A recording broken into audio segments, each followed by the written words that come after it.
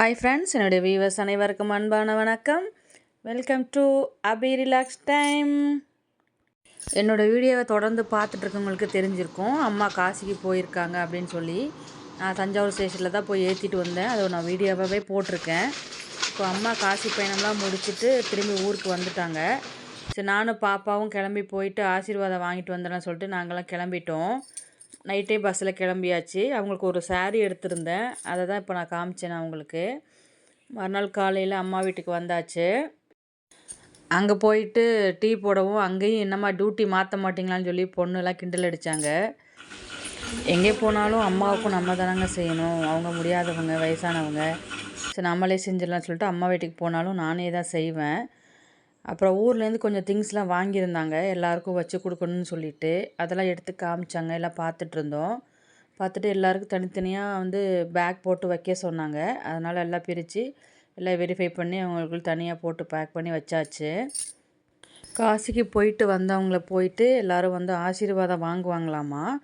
ஆசீர்வாதம் வாங்குறவங்களுக்குலாம் ஏதாவது ஒரு கிஃப்ட் பொருள் கொடுக்கணும்னு சொல்லிட்டு நிறையா திங்ஸ்லாம் வாங்கிட்டு வந்திருந்தாங்க. அதே போல் அன்றைக்கி நிறைய பேர் வருவாங்க அப்படின்னு சொல்லியிருந்தாங்க.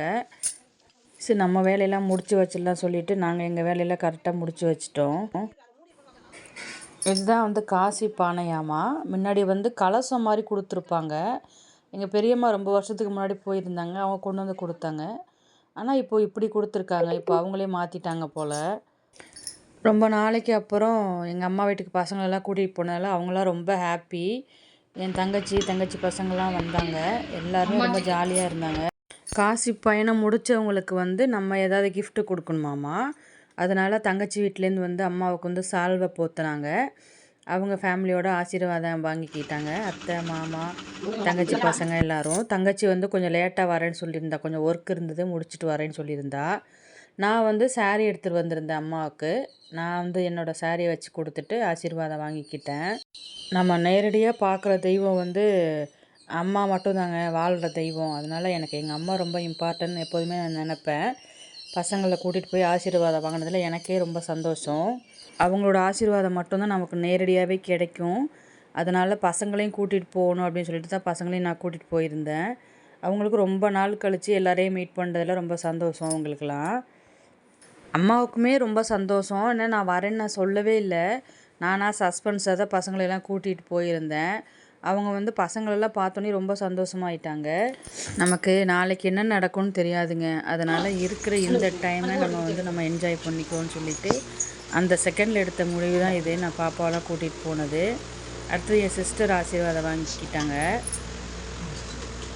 அப்புறம் நிறைய பேர் வந்திருந்தாங்க. அன்னைக்கு ஃபுல்லாக வந்துகிட்டே இருந்தாங்க. எங்கள் அம்மாவுக்கு காசிக்கு போயிட்டு வந்ததில் அவ்வளோ ஒரு சந்தோஷம். அவங்களுக்கு ரொம்ப நாள் கனவுன்னு சொல்லிட்டு இருந்தாங்க காசிக்கு போகிறது. நாங்கள் எப்படா தனியாக அனுப்புகிறோமேன்னு சொல்லி கவலைப்பட்டுட்டு இருந்தோம்.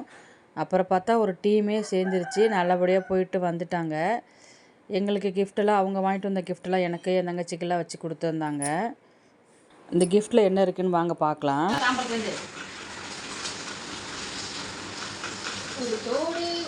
காசி தீர்த்தம் சேரீ எடுத்து கொடுக்கணுமாமா. அந்த மாதிரி சேரீ எடுத்து கொடுத்துருக்காங்க. இந்த லைட் போடுக்கா. இந்த லைட்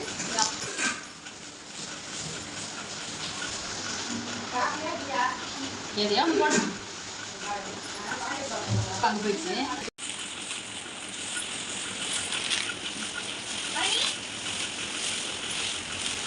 பசங்களுக்காக வளையல்.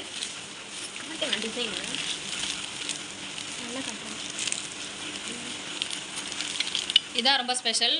அன்னபூர்ணி அம்மா.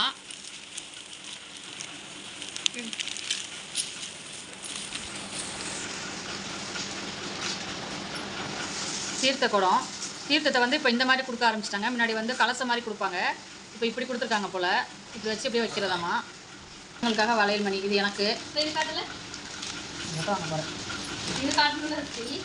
பசங்களுக்காக கம்மல்லாம் வாங்கிட்டு வந்திருக்காங்க பாருங்கள்.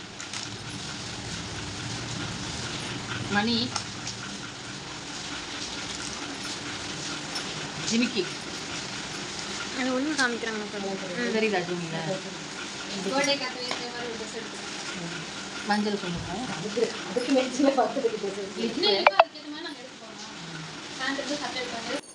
வாங்கி கொடுத்துருந்த பொருள் எல்லாமே எங்களுக்கு ரொம்பவே பிடிச்சிருந்தது. இதே மாதிரி தான் பிள்ளைங்களுக்கெல்லாம் வாங்கி கொடுக்கணும்னு சொல்லி பொண்ணுங்களுக்கு மட்டும் இந்த மாதிரி ஐட்டம் கொடுத்துட்டு, மற்றவங்களுக்கெல்லாம் வந்து அந்த காசி தீர்த்தமும் அன்னபூர்ணி அம்மா சிலையும் கொடுத்துட்ருந்தாங்க.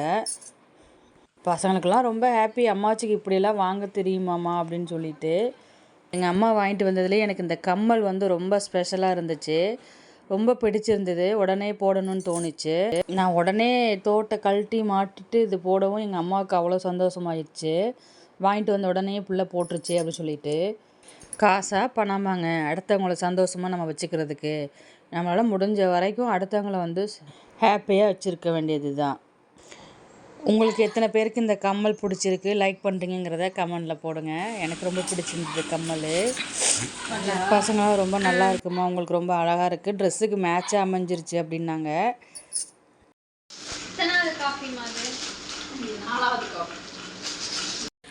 லஞ்சுக்கு வந்து நாங்கள் எதுவுமே சமைக்கல, எல்லோரும் ஜாலியாக பேசிகிட்டே இருந்துட்டோம். அப்புறம் அம்மா வந்து ஹோட்டலில் எடுத்துக்கலாமாப்பா அப்படின்னு கேட்டாங்க. சரிம்மான்னு சொல்லிவிட்டு அப்போ நானும் என் சிஸ்டருமே போய் ஹோட்டலில் வந்து வாங்கிட்டு வந்துட்டோம். பசங்க என்னென்ன கேட்டாங்களோ எல்லாம் வாங்கிட்டு வந்தாச்சு. என்ன ஒரு கஷ்டமாக போச்சு அப்படின்னா, சண்டே ஆனாலும் வெஜ்ஜு தான் சாப்பிடணும்னு சொல்லிட்டாங்க. அது ஒன்று தான் பசங்களுக்கும் கொஞ்சம் கஷ்டமாக இருந்துச்சு. ஆனால் ரொம்ப ஹாப்பியாக இருந்தோங்க. ரொம்ப நாளைக்கு அப்புறம் சிஸ்டர்ஸ் எல்லாமே வந்திருந்தாங்க. அம்மா வீட்டுக்கு போயிருந்ததுனால, அம்மா வீடுனாலே நமக்கு வந்து கல்யாணம் ஆன பொண்ணுங்களுக்கு ரொம்ப ஸ்பெஷல் இல்லையா? அது இந்த மாதிரி ஒரு ஃபங்க்ஷனில் எல்லோரும் சேர்றோம் அப்படிங்கும்போது ரொம்ப ஹாப்பியாக இருந்துச்சு. சாப்பாடெலாம் சாப்பிட்டுட்டு நாங்கள் ஒரு 3 மணி போல் எங்களுக்கு ட்ரெயின் வந்து 6:30க்கு தஞ்சாவூரில். மழை பெஞ்சிட்டே இருந்தது, வேறு வழி இல்லை, டைம் ஆகிடுச்சுன்னு சொல்லிட்டு நாங்கள் கிளம்பிட்டோம். தஞ்சாவூர் வரைக்கும் நம்ம பஸ்ஸில் தான் வர வேண்டியிருந்தது. பஸ் ஸ்டாண்டுக்கு வந்து பஸ் ஏறி வந்தாச்சு. நல்லா மழை பெய்கிறப்போ இந்த மாதிரி பஸ்ஸில் போகிறதே எனக்கே ஒரு புது அனுபவமாக இருந்ததுங்க. ரொம்ப ஹாப்பியாக இருந்துச்சு. இந்த மாதிரி ஒரு அனுபவம் வந்து நீங்கள் எத்தனை பேர் இப்போ அனுபவிச்சிருக்கீங்க அப்படிங்கிறத கமெண்டில் சொல்லுங்கள். அதில் ஒரு குட்டி பாப்பா எங்கள் பொண்ணுக்கிட்ட ரொம்ப சேட்டை பண்ணிக்கிட்டே விளாண்டுட்டு சிரிச்சிட்டே வந்துருந்துச்சு. உண்மையிலேயே நம்ம வந்து ஒரு பஸ் ட்ராவலிங் ஒரு சிறப்பான அனுபவம் தாங்க நமக்கு எல்லாருக்குமே.